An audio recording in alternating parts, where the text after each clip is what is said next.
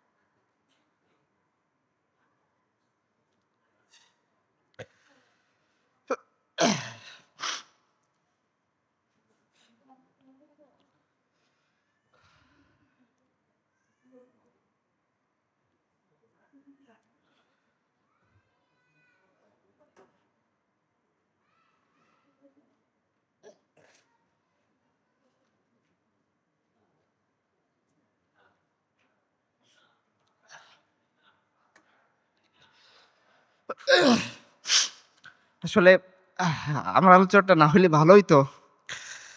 কারণ যে পরিচয় আমার দেয়া হইছে, আমার কাছে খুব মনে হচ্ছে আহ যে আমি হয়তো সেই মুনাফিক।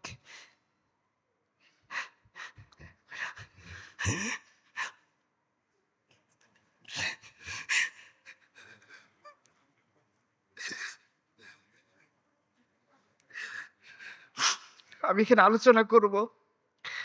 গিয়ে দিন শেষে আমার ছোট্ট সন্তানকে দেখে আমি আমার আলোচনা নিজেই ভুলে যাব। আমি এখানে আলোচনা করব আমার ওয়াইফের সাথে আমি ঠিকই আনন্দে আমি ঘুমাবো। আমি আলোচনা করব।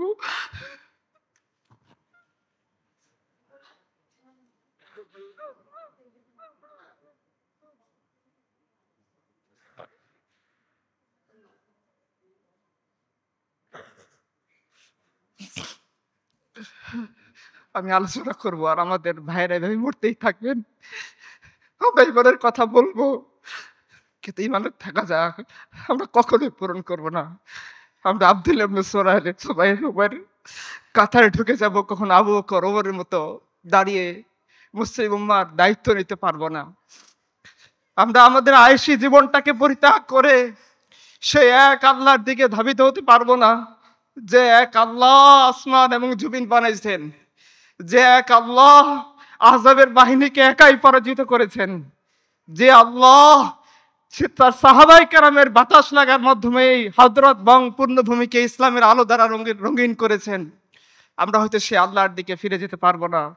আমার খুব মনে পড়তেছে একজন কবি খুব আক্ষেপ করে বলেছিলেন, দিল পে হাত রাখ সত সত দাস হ্যাঁ মুসলমান কা মতলব क्या इश्क़ नबी नहीं सीने बिच पतरास ईमान का मतलब क्या उसे हिंदुस्तानी ठीका से इतने जंग का मतलब क्या जिसपे पाक दिन का इज्जत नहीं उस हजरत बंग का मतलब क्या। মুসলমান, এখানে অনুষ্ঠান শেষ করে আমরা সবাই বাড়ি চলে যাব। আমি কিছু সমাপনী কথা বলি, হয়তো টপিকের সাথে রিলেটেড কথা আমি বলতে পারবো না, আমি সব কথা ভুলে গেছি। কারণ আমার পূর্ববর্তী সম্মানিত বক্তার প্রত্যেকটা কথা আমার দিলের ভিতরে লাগতেছিল। আমার মনে হচ্ছিল আমি হচ্ছি সেই লাস্ট মুনাফিক, যে হয়তো যখন এই কাফেলা এখান থেকে রওনা হবে, আমি তখন আমার ওয়াইফের মহব্বতে আমার বিছানা আঁকড়ে ধরে থাকবো। আমি সেই লাস্ট মুনাফিক, যখন আমার ছোট্ট 7 বছরের বোন তার ছোট্ট ভাইয়ের লাশ ব্যাগে করে হসপিটালে নিয়ে আসবে, এই দৃশ্য আমি মোবাইলে দেখব। আর আমি আমার স্ত্রীর সুখের জন্য বাইনার বাজার করার জন্য বাজারে চলে যাব। আমি সেই লাস্ট মুনাফিক, যে তার সন্তানের তাকাজা পূরণ করার জন্য দিনের তাকাজাকে পিছনে ফেলে দিব।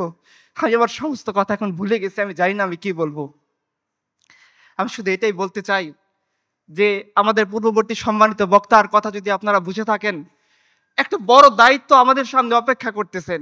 আমরা জানি আমরা এই দায়িত্ব পালন করতে অক্ষম, কিন্তু আমাদের মাবুদ সক্ষম। তো আমরা জানি এই দায়িত্ব আমরা পালন করতে পারবো না, কিন্তু আমাদের রব আমাকে সেই শক্তি দিবেন। তো আল্লাহ, তুমি আমাদেরকে সে শক্তি দান করো। আল্লাহ, তুমি আমাদেরকে মাটি কামছে তোমার দিনকে আঁকড়ে ধরে থাকার তৌফিক দান করো। আল্লাহ তোমার দিনের উপর আমাদের মৃত্যু দান করো। আল্লাহ মুর্শিদে আজ থেকে তুমি তো মুক্ত করেই দিবা, আমার মতো একটা ঘুরতাকে ওই কাফেলে তুমি শরীক করে দিও। আল্লাহ আল্লাহ তুমি রহম করো। আজকে মুসলিম উম্মাহ তার উম্মতের কথা বলে এমন অবস্থায়, তার বাড়িতে গাড়ি আছে, তার ব্যাংকে কয়েক কোটি টাকা জমা আছে, তার ওয়াইফের কয়েক ভরি স্বর্ণ আছে যেটা সে জাকাত সে আদায় করে না। কবে লাস্টে সে স্বর্ণ হিসাব করছিল সে ভুলে গেছে। সে চিন্তা করে সে তার নাতিকে কিভাবে বিয়ে দিয়ে এই দুনিয়া থেকে চলে যাবে।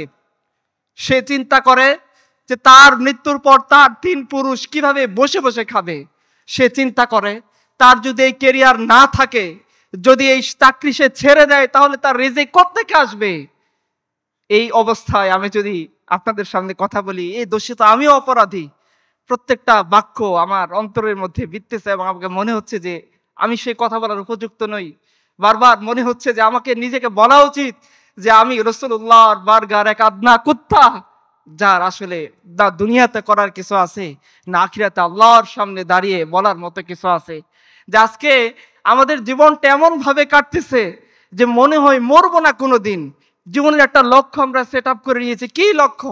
আরেকটু বড় হব, আরেকটু ভালো থাকবো, আরেকটু ভালো খাবো, ঢাকায় একটা ফ্ল্যাট কিনবো, চাকরিটা আমার প্রমোশন হতে হতে আমি একদিন সচিব হয়ে রিটায়ার্ড করব, আমি আরেকটু ভালো জায়গায় আমার একটা বাড়ি করব, আমার 3 পুরুষ বসে খাবে, আমার জীবন যৌবন সব কিছু মজ মাস্তিতে কাটবে। আমরা কি কখনো যখন রেস্টুরেন্টে বসে আমরা চিকেন ফ্রাই খাই, যখন রেস্টুরেন্টে বসে কাচ্চির পেয়ালার মধ্যে আমরা জীবনের সুখ খুঁজে পাই, আমরা কি কখনো চিন্তা করি সেই মজলুমদের কথা, সেই নিরীহ নিরপরাধ গাজ্জাবাসীর কথা, যে তার সন্তানকে সান্ত্বনা দিচ্ছে একটু ঘাসের স্যুপ দিয়ে? আমরা কখনো কি সেই দৃশ্যটা কল্পনায় আসে? আমার আসে না, আমি আনতে পারি না, কারণ আমি একটু মুনাফিক। সেই ঘাসের স্যুপ খেয়ে বাচ্চা শুয়ে যায়। আমি জানি না, আমারও সন্তান আছে, আপনাদের যারও সন্তান আছে আপনারা জানেন যে সন্তান যখন কাঁদতে শুরু করে প্রত্যেকটা মা বাবার দিলের মধ্যে গিয়ে আঘাত লাগে। কিভাবে এক সন্তানের কান্নাটা বন্ধ করা যায়? কিন্তু আমি জানি না আমাদের গাজার কত মা তার সন্তানের কান্না বন্ধ করতে পারে না, কারণ তার বুকে দুধ নাই।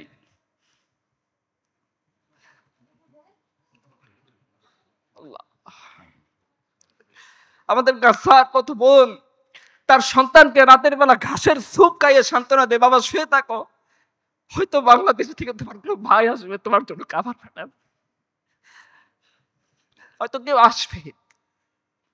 রেড ক্রস চলে যায়, রেড ক্রিসেন্ট সোসাইটি চলে যায়, কুফারদের অর্গানাইজেশনগুলো চলে যায়। আপনারা ওয়েস্টে দেখতে পাবেন বিভিন্ন ইউনিভার্সিটিগুলোতে তারা গাজার পক্ষে প্রটেস্ট করতেছে, পতাকা নিয়ে দাঁড়ায় যাচ্ছে। আজকে মুসলিম উম্মাহ কখনো কি রেস্টুরেন্টে গিয়ে বসবাস্তি করার সময় এই বাইরের কথা মনে পড়ে আমাদের? আল্লাহ যদি আমাদেরকে আসামির কাঠগড়ায় দাঁড় করান, সম্ভবত আমাদের আর কিছু বলার থাকবে না। যখন আল্লাহ সুবহানাহু ওয়া তাআলা আমাদেরকে জিজ্ঞাসা করবেন যে আমি তো ক্ষুধার্ত ছিলাম, তোমরা কি আমাকে খাবার দিয়েছো? বান্দা জিজ্ঞাসা করবে, হে আল্লাহ তুমি তো রাজ্জাক, তুমি আমাদেরকে রিজিক দিয়েছো, আমি তোমাকে কি খাবার দান করব? আর আল্লাহ বলবেন যে তোর পাশেই এমন একদল মানুষ ছিল যারা তার সন্তানকে তোর কথা বলে ঘাসের স্যুপ খাইয়ে শুইয়ে দিয়েছিল, যে তার সন্তানকে বুকে দুধ ছিল না, ঘুম পাড়ানি গান বলে সন্তানকে সারা রাত্রি ধরে বুকের সন্তানকে আগলে রেখে তাকে একটু ঘুম পাড়ানোর জন্য চেষ্টা করেছিল। তুই যদি তাকে খাবার পৌঁছায় দিতি তবে আমাকে খাওয়ানো হইতো। রহমান সেদিন বলবেন যে তুই আমাকে পোশাক দিসনি, আমার পোশাকের দরকার ছিল।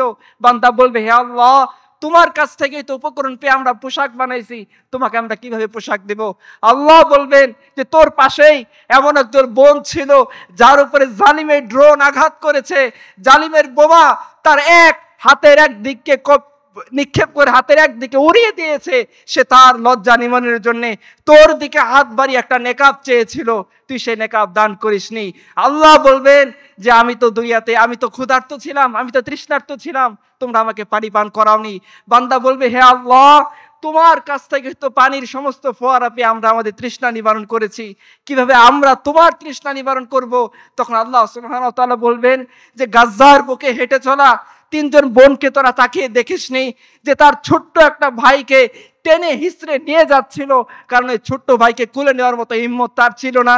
এই ছোট্ট ভাইটার একাংশ ছিল দুশ্মনের গুলির আঘাতে শরীর উড়ে গিয়েছে, তার পা থেকে ফুটায় ফুটায় রক্ত বের হচ্ছে। ছোট্ট 7 বছরের সেই শিশু তার ভাইকে এইভাবে লিখে দিতে চাচ্ছে না। তার এক কোলে 3 বছর বয়সী তার ছোট ভাই, তার আরেক পাশে 5 বছর বয়সী ওই ভাই যার পা থেকে রক্ত ঝরতেছে, যার মাথায় শত্রুর আঘাত লেগেছে। আর এই ছোট্ট 7 বছর বয়সী সে কচি মেয়ে তার এই ভাইকে নিয়ে হেঁটে চলছে মিশরের দিকে। হয়তো রাফা বর্ডারকে খুলে দেওয়া হবে, তারা এক নিরাপদ আশ্রয়ে প্রবেশ করবে। তুই কি তাকিয়ে দেখিসনি যে মরুভূমির সেই বালুকণার ভিতরে, তীব্র উত্তাপের ভিতরে এই ছোট বাচ্চাটা তৃষ্ণার্ত অবস্থায় দুনিয়া থেকে চলে গিয়েছে, আর তুই গরমের মধ্যে স্যুপ খেতে খেতে, গরমের মধ্যে কোল্ড ড্রিঙ্কস খেতে খেতে তুই আমার সাথে তামাশা করতেছিলি, তোর মনে নেই? উম্মতে মুসলিমা, প্রস্তুত হও সেই দিনের জন্যে যখন তোমাদেরকে তোমাদের রবের সামনে দাঁড় করিয়ে দেওয়া হবে এবং তোমাদের রব তোমাদের সমস্ত আমল নামার ব্যাপারে জিজ্ঞাসা করবেন। আমাদের রব জিজ্ঞাসা করবেন যে তোমাকে যৌবন দিয়েছিলাম, তুমি সেটা কোন কাজে কাটাইছো? আমার রব জিজ্ঞাসা করবেন তোমাকে ইলম দিয়েছিলাম, কোন কাজে কাটাইছো? তোমাকে আমি হায়াত দিয়েছিলাম, কোন কাজে কাটাইছো? উম্মতে মুসলিমা, তোমাদের হায়াত চলতেছে, মওত তোমার দোরগোড়ায় দাঁড়িয়ে আছে। এমন একটা সময় আসবে জবানকে আল্লাহ বন্ধ করে দিবেন, চোখকে আল্লাহ তাআলা কথা বলার ক্ষমতা দিবেন, হাতকে আল্লাহ তাআলা কথা বলার ক্ষমতা দিবেন। প্রত্যেকটা হাত, প্রত্যেকটা পা, প্রত্যেকটা চোখ সেদিন সাক্ষ্য দিবে যখন একদিকে উম্মতে মুসলিমা কুফফার শক্তির সামনে দাঁড়িয়ে বুক পেতে ছোট্ট একটা শহরের কিছু মানুষ পুরা কুফফার শক্তিকে তাক লাগিয়ে দিয়েছিল। তখন তুমি রং তামাশায় মধ্যে ছিলা, তখন তুমি বন্ধু বান্ধবের সাথে ট্যুরে গিয়েছিলা, তখন তুমি তোমার কার চালিয়ে এমন ভাবে গরিবের উপরে কাদাকে লেফটে দিয়েছো, তুমি মনে করেছো তুমি জমিনের বাদশা। তুমি এমন অবস্থায় দিন কাটিয়েছো, বউয়ের সাথে মজ মাস্তি করেছো, পোলাপানের সমস্ত ইচ্ছাকে পূরণ করেছো, কিন্তু তুমি উম্মতে মুসলিমার জন্যে, উম্মতে মুহাম্মদের জন্যে, গাজ্জার মুসলমানের জন্যে, কাশ্মীরের জন্যে, ফিলিস্তিনের জন্যে, আরাকানের জন্যে তুমি কিছু করনি। সেই রবের সামনে তোমরা সবাই হিসাব দেওয়ার জন্য প্রস্তুত হয়ে উম্মতে মুসলিমা তোমরা স্মরণ করো তোমাদের নবীজির কথা। হে অডিয়েন্স ভাইয়েরা, স্মরণ করেন আপনার নবীজির কথা। একটা বাচ্চা শিশু দাঁড়িয়ে আছে ঈদ উল ফিতরের দিন, রাসূলুল্লাহ সাল্লাল্লাহু আলাইহি সাল্লাম যাচ্ছেন, তিনি যখন ঈদগাহর দিকে হাঁটা দিচ্ছেন, দেখছেন এই বাচ্চাটা কাঁদতেছে। জিজ্ঞাসা করছেন, বাবু তুমি কাঁদতেছে কেন? বলতেছে, হে ইয়া রাসূলুল্লাহ, আমার পিতা তো যুদ্ধে শহীদ হয়ে গিয়েছে, আমার মা অনেক আগে মারা গিয়েছে। ঈদের দিন দেখলাম অনেক বাচ্চারা সুন্দর সুন্দর পোশাক গায়ে দিয়ে তার বাবার হাত ধরে ঈদগাহে যাচ্ছে। আমারও খুব ইচ্ছে করতেছিল আমি ছোট্ট মানুষ বাবার হাতটি ধরে ঈদগাতে আপনার পেছনে গিয়ে আপনার ইমামতিতে নামাজ আদায় করব, কিন্তু আমার সেই পিতা নেই, আমার এমন কোনো মা নেই যে আমার খোঁজ খবর নিবে ঈদের দিন আমি একটু মিষ্টান্ন খাইছি কিনা, আমি একটা সুন্দর পোশাক পরছি কিনা, আমি আমার বাবার সাথে ওযু করে ঈদগাহে গেছি কিনা। এই জন্য আমার খুব কষ্ট লাগতেছে, আমি একাকে এই কোনায় দাঁড়িয়ে আছি। উম্মতে মুসলিমা শুনে রাখেন, আপনাদের নবী এই বাচ্চাকে হাত ধরে বাসায় নিয়ে গিয়েছেন, খাবার খাইয়েছেন। হুসাইন রাদিয়াল্লাহু আনহুকে যে পোশাক তিনি দিয়েছিলেন ঈদের দিন, ওই পোশাক তিনি পরিয়েছেন এবং তিনি বলেছেন যে এই বাচ্চা তুমি কি এতে সন্তুষ্ট নও? আজকে থেকে মুহাম্মদ রাসূলুল্লাহ তোমার পিতা, আয়েশা তোমার মা। আমরা হয়তো গাজ্জার সে ছোট্ট সন্তানকে ধরে বলতে পারিনি যে ভাই, প্রিয় বোন, 7 বছরের বোন আমার, তোমার বাবা মারা গেছে, তুমি চিন্তা করো না, তোমার বড় ভাই তোমার সামনে দাঁড়িয়ে আছে। দুশ্মনের দিকে যে গুলি প্রথম আসবে সেটা তোমার এই ভাই বুক পেতে তোমাকে দুশ্মনের সামনে থেকে রক্ষা করবে। আমরা ওই ছোট্ট বোনকে বলতে পারিনি যে জীবনে যার শরীরে কোনোদিন সূর্যের আলো লাগেনি, তাকে যখন ইহুদি এই বদমাশরা টেনে হিসড়ে তার নেকাব খুলে ফেলছিল, আমার পাগড়িটা দিয়ে তাকে বলতে পারিনি, বোন তোমার যে ভাই যাকে তুমি মুনাফিক মনে করো, সে তার নিফাককে দূর করার জন্যে, সে তার ইমানকে পূর্ণ করার জন্যে যে পাগড়ি বেঁধেছিল তোমার জন্যে, আজকে সে পাগড়ি তোমাকে দিয়েছে তোমার জন্যে। এবং দেখো, তোমরা চোখ খুলে তাকিয়ে দেখো, তোমার সেই অথর্ব, তোমার সেই মুনাফিক ভাই তার মুনাফিকের নাজরানাকে মিটানোর জন্যে, তার ইমানের তাকাজাকে প্রকাশ করার জন্যে সে তোমার পাশে দাঁড়িয়ে আছে। নাও তুমি তোমার এই ভাইয়ের পাগড়িটা নিয়ে তুমি তোমার লজ্জাকে নিবারণ করো। আর যে দুশমন তোমার দিকে হাত বাড়াইছে, দেখো তোমার ভাই পণ করে বাংলাদেশ থেকে আসছে, সে পণ করেছে, হয় দুশমনের হাত থাকবে নয়তো তার ভাই জীবিত থাকবে। তা আমরা যতক্ষণ পর্যন্ত আমাদের এই কথাগুলোকে আমরা বাস্তবে রূপায়ণ না করতে পারবো, আমরা যতক্ষণ পর্যন্ত সেই কথার দিকে ফিরে আসতে না পারবো। রাসূলুল্লাহ সাল্লাল্লাহু আলাইহি সাল্লাম বলেছেন যে তোমাদের সামনে এমন একটা দিন আসতেছে, তোমাদেরকে কাফেররা তোমরা যেভাবে দস্তরখানা বিছিয়ে তোমরা মেহমানকে ডাকো খাবার খাওয়ার জন্যে, কাফেররা তোমাদেরকে এইভাবে মারার জন্য ডাকবে। তখন সাহাবায়ে কেরাম জিজ্ঞাসা করছেন, ইয়া রাসূলুল্লাহ, তখন কি আমরা সংখ্যায় কম থাকবো না বেশি থাকবো? রাসূলুল্লাহ সাল্লাল্লাহু আলাইহি সাল্লাম বলেছেন যে না, তোমরা সংখ্যায় কম থাকবে না, তোমরা সংখ্যায় বেশি থাকবা, কিন্তু তোমাদের অবস্থা হবে সমুদ্রের মধ্যে ভাসমান ফেনার মতো। সাহাবায়ে কেরাম জিজ্ঞাসা করেছেন, ইয়া রাসূলুল্লাহ, এই অবস্থা কেন হবে? বলছে তোমরা দুনিয়াকে আঁকড়ে ধরে থাকবা, মৃত্যুকে ভুলে যাবা, তোমরা কৃষিকাজের ভিতরে লিপ্ত হবা, তোমরা জিহাদকে ছেড়ে দিবা। যে হাদিসটা আমার প্রিয় ভাই কিছুক্ষণ আগেই বলে গেলেন, আমাদের জীবনের সাথে হাদিসটা মিলাই। আজকে আমরা দুনিয়াকে এত বেশি পছন্দ করি, কখনো মরতে চাই না। আজকে দুনিয়াকে এত বেশি পছন্দ করি, আল্লাহর দিন মেনে চলতে চাই না। আজকে দুনিয়াকে এত বেশি পছন্দ করি যে আমার অসহায় মজলুম ভাই বোনের জন্য আমি আমার জবানটাকে উচ্চবাচ্য করতে পারি না। আমি এমন অবস্থায় আমার জীবনযাপন করি, আমার পরিবারের জন্য খাবার মজুদ আছে, আমার সংসারের জন্য খাবার মজুদ আছে, আমার বাচ্চার দুধ মজুদ আছে, কিন্তু যে সমস্ত অসহায় মজলুম ভাই বোনেরা মাসের পর মাস, বছরের পর বছর নিজেদেরকে আল্লাহ সুবহানাহু ওয়া তাআলার সামনে দাঁড় করিয়ে শাহাদাতের নজরানা পেশ করতেছেন, যারা সে শিয়াবে আবু তালিবের মতো হাড্ডিসার হয়ে মারা যাচ্ছেন, যে সমস্ত উম্মার মায়েরা তার বাচ্চাকে ঘাসের স্যুপ খাইয়ে ঘুমানোর জন্য পিরাপিরি করতেছেন, যে সমস্ত বোনেরা তার লজ্জা নিবারণের জন্য বালু ধুলা দিয়ে নিজের শরীরকে ঢেকে নিচ্ছেন, এবং কি ঘুমানোর আগে পর্যন্ত তারা বোরখা পরে ঘুমাচ্ছেন, না জানি কখন দুশ্মনের বোমের আঘাত তার বাসার উপরে এসে পড়ে, তিনি মৃত্যুবরণ করেন, আর তার সাংবাদিক ছবি তোলার জন্যে তার সতর উন্মুক্ত হয়ে যায়। এই দৃশ্য থেকে বাঁচার জন্যে যিনি ঘুমের মধ্যেও বোরকা পরিধান করে ঘুমাচ্ছেন, সে সমস্ত সম্মানিত মুসলমানদের বোনদের সামনে দাঁড়িয়ে আমরা বলতে পারিনি যে তুমি যে এতদিন প্রত্যাশা করতেছিলা সালাউদ্দিন আইয়ুবীর জন্যে, তুমি যে প্রত্যাশা করতেছিলা মুহাম্মদ বিন কাসেমের জন্যে, তুমি যে প্রত্যাশা করতেছিলা আমিরুল মুমিনিন উমর ইবনুল খাত্তাবের জন্য, হ্যাঁ আমি আমিরুল মুমিনিন উমর ইবনুল খাত্তাব হতে পারিনি, হ্যাঁ আমি মুহাম্মদ বিন কাসেম হতে পারিনি, হ্যাঁ আমার মুরদ নাই সালাউদ্দিন আইয়ুবী হতে পারিনি, কিন্তু আমি আল্লাহর গোলাম তো, তোমার ভাই তো, তোমারই কোনো মায়ের সন্তান তো, তোমার কষ্ট দেখে আমি সহ্য করতে পারিনি, তোমার ভিডিও আমাকে আমার ওয়াইফের কাছে শান্তিতে থাকতে দেয়নি, আমি হানজালার মতো বিবির সাথে শুয়েছিলাম, কিন্তু যখন ডাক এসেছে যে তোমাকে মুক্ত করতে হবে, আমি বিবির সাথে ফরজ গোসলরত অবস্থায় আর দেরি করিনি, তোমার ডাকে সাড়া দিয়ে আমি চলে এসেছি তোমাকে মুক্ত করার জন্য।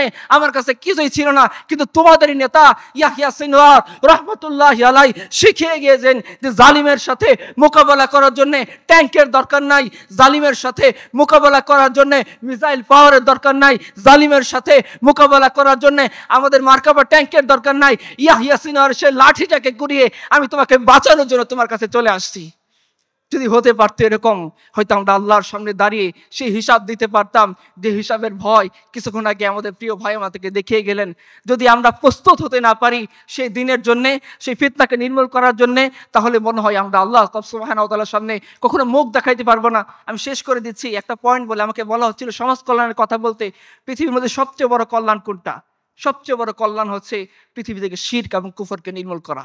এটা আমার কথা না, আল্লাহ সুবহানাহু ওয়া তাআলা বলেছেন কাতিলুহুম হাত্তা লা তাকুনা ফিতনা। এই ফিতনার ব্যাখ্যা উলামায়ে কেরাম বলেছেন যে শিরক এবং কুফরের কথা বলা হচ্ছে যতদিন পর্যন্ত আমরা কুফরের কর্তৃত্বকে ধ্বংস করতে না পারবো, যতদিন পর্যন্ত সাপের মাথাকে আমরা শেষ করে দিতে না পারবো, যতদিন পর্যন্ত কুফরের তাকতকে আমরা নিঃশেষ করতে না পারবো, আমরা আমাদের কাঙ্ক্ষিত যে সাফল্য, কাঙ্ক্ষিত যে বিজয়, সেটা কখনোই আমরা অর্জন করতে পারবো না। সো দুনিয়ার মধ্যে সবচেয়ে বড় যে সমাজ কল্যাণ, যেটা আল্লাহ সুবহানাহু ওয়া তাআলা ফতোয়া অনুসারে, সেটাই হচ্ছে কি জমিন থেকে সমস্ত বাতিল উপাস্যকে মিটিয়ে দিয়ে এক আল্লাহর বিধান অনুসারে জমিনকে চলতে সুযোগ দেওয়া, জমিন থেকে সমস্ত বাতিল আইডিওলজিকে মিটিয়ে দিয়ে মানুষকে মানুষের অধিকার ফিরিয়ে দেওয়া, জমিন থেকে সমস্ত তন্ত্র মন্ত্র দূর করে এক আল্লাহ সুবহানাহু ওয়া তাআলার দেওয়া দ্বীনকে কায়েম করে প্রত্যেকটা মানুষকে তার ঘরে ঘরে খাবার পৌঁছে দেওয়া। এটা সেই দিন যখন আবু বকর রাদিয়াল্লাহু আনহু মুসলিম উম্মাহর খলিফা হলেন, তাকে তার প্রতিবেশী বলতেছিল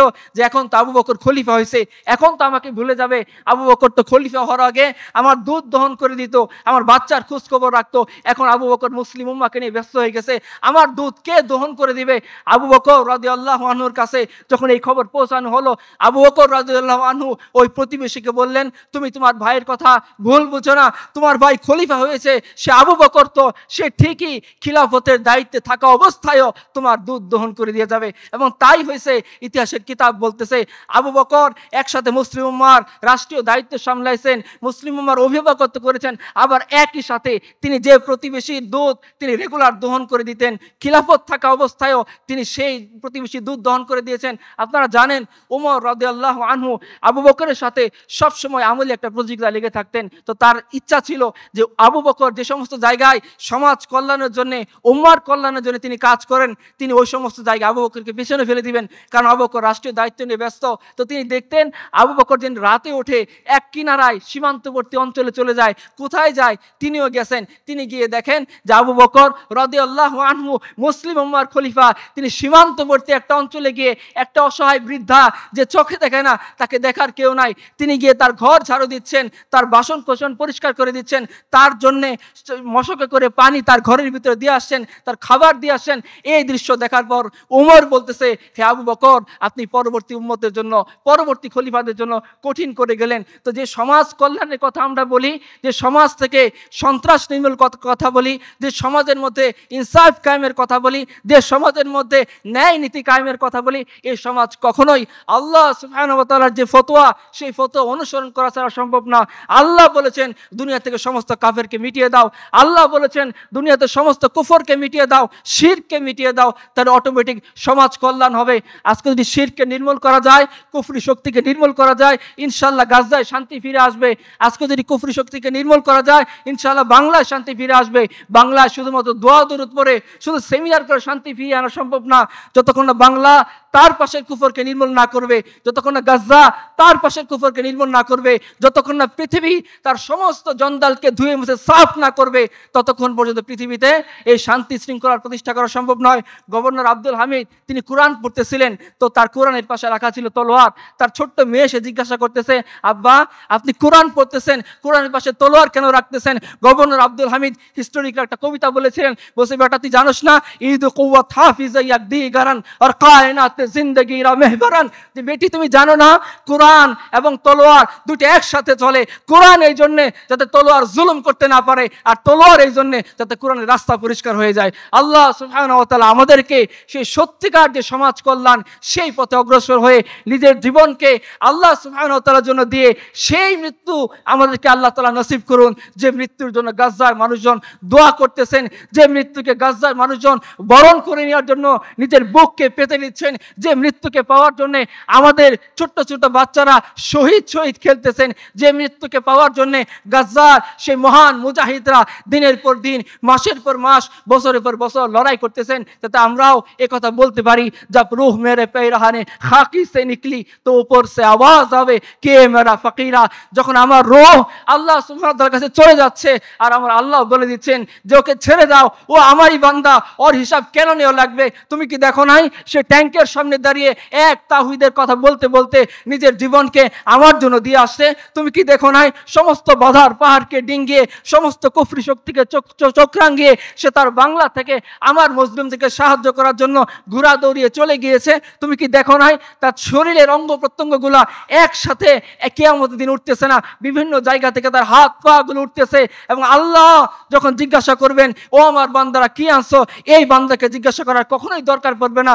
বান্দা তো উঠতেছে, আল্লাহ দেখতেছেন, জমিন সাক্ষ্য দিচ্ছে যে এই বান্দা এমন বান্দা যে হসপিটালে বেডে শুয়ে মৃত্যুবরণ করে নাই, এই বান্দা এমন বান্দা যে বউয়ের সাথে হাসি খুশিরত অবস্থায় নিজের জীবনকে দিয়ে দেয় নাই, এই বান্দা এমন বান্দা যে নিজের সন্তানকে নিয়ে হাসি খুশি অবস্থায় মজ মাস্তি বন্ধুর সাথে করারত অবস্থায় মৃত্যুবরণ করে নাই, এই এমন অবস্থায় মৃত্যুবরণ করেছিল যখন তার দেহের শরীরের টুকরোগুলোকে একসাথে গোনা যাচ্ছিল না, এই এমন অবস্থায় মৃত্যুবরণ করেছিল যখন পুরা কুফরি শক্তি তার দিকে চোখ রাঙিয়ে তাকিয়েছিল, আর সে আমার রহমতের দিকে দৃষ্টি দিয়ে সে আমার জন্য বের হয়ে জীবনটা আমার জন্য দিয়েছে।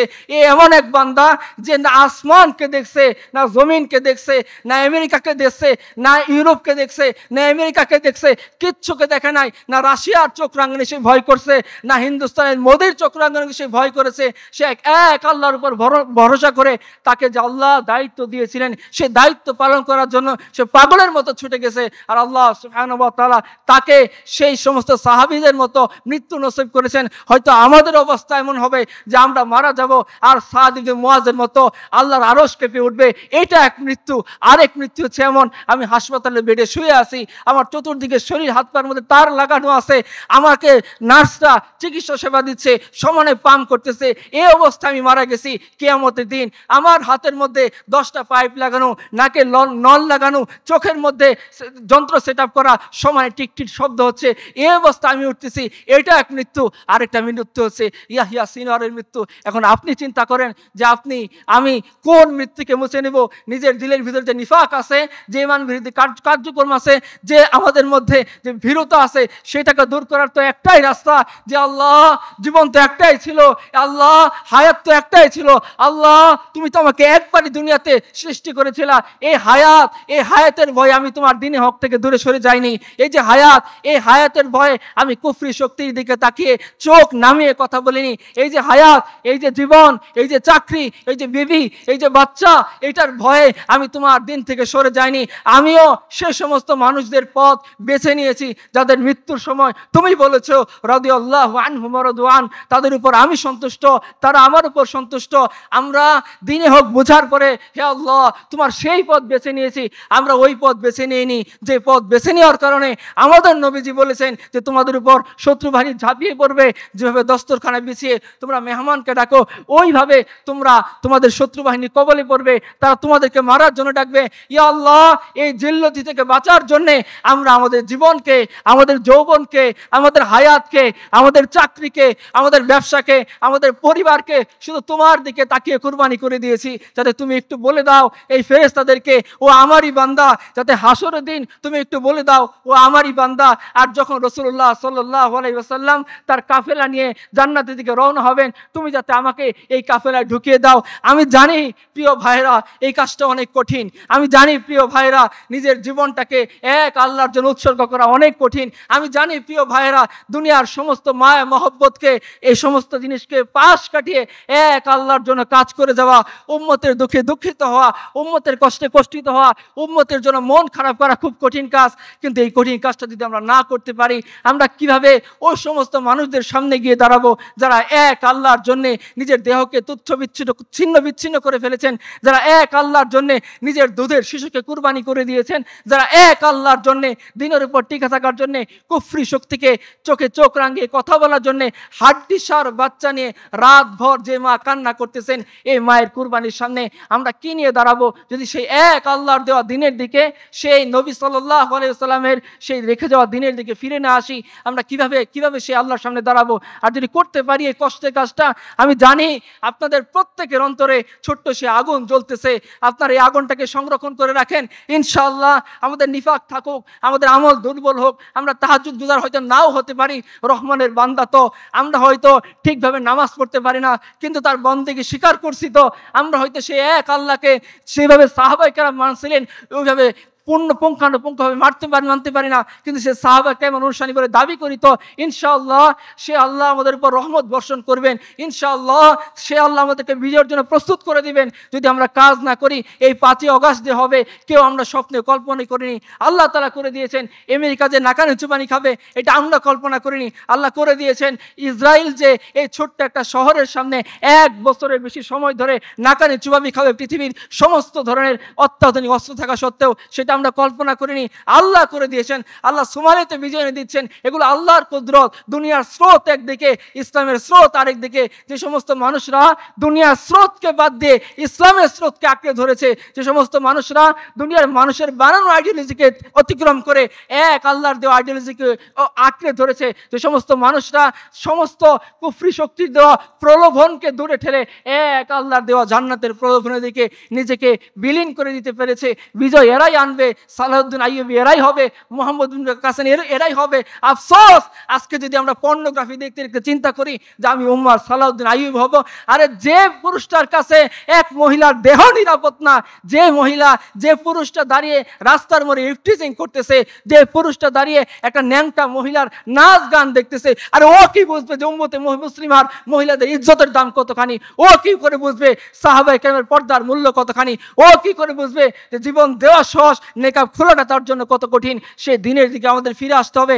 আমি জানি কাজটা কঠিন, কিন্তু সেই কাজটা আমাদের করতে হবে, কারণ হাসরের দিনে আল্লাহ সুবহানাহু ওয়া তাআলা এই যে মানুষরা যারা তার বুকের ভিতরের জ্বলানো আগুনটাকে ধরে রেখে এই সমস্ত আগুনকে এক করে এই আগুনের মধ্যে কুফরি শক্তিকে, বাতিল শক্তিকে, জালিম শক্তিকে জ্বালিয়ে ছারখার করে দিয়েছিল, তারাই রাসূলুল্লাহ সাল্লাল্লাহু আলাইহি সাল্লামের সেই কাফেলার মধ্যে রওনা দিবে। এই জন্য কবি বলেছিলেন যে হাসর কা দিন এ হোগা মালুম कि जीता कौन और हारा कौन, और हम सोए हाशर चलेंगे शाह अबरार के साथ, काफिला होगी रवा काफिला सलार के साथ, ये तो तैयबा का मोहब्बत का असर है, वरना कौन रोता है लिपट कर दारो दीवार के साथ। আমরা জানি কাজটা কঠিন, দুনিয়া আমাকে প্রলোভন দেখাবে, দুনিয়া নারী এনে উপস্থাপন করবে, দুনিয়া গুগলের মধ্যে পর্নোগ্রাফি ঢুকিয়ে দেবে, আমরা জানি এগুলো থেকে বেঁচে থাকা কঠিন, কিন্তু যে আমরা এজন্যই বেঁচে থাকবো, নবীদের কাফেলা রওনা হবেন, জান্নাতের গেটে গিয়ে নক করবেন, ফেরেশতা বলবে কে, বলবে মুহাম্মদুর রাসূলুল্লাহ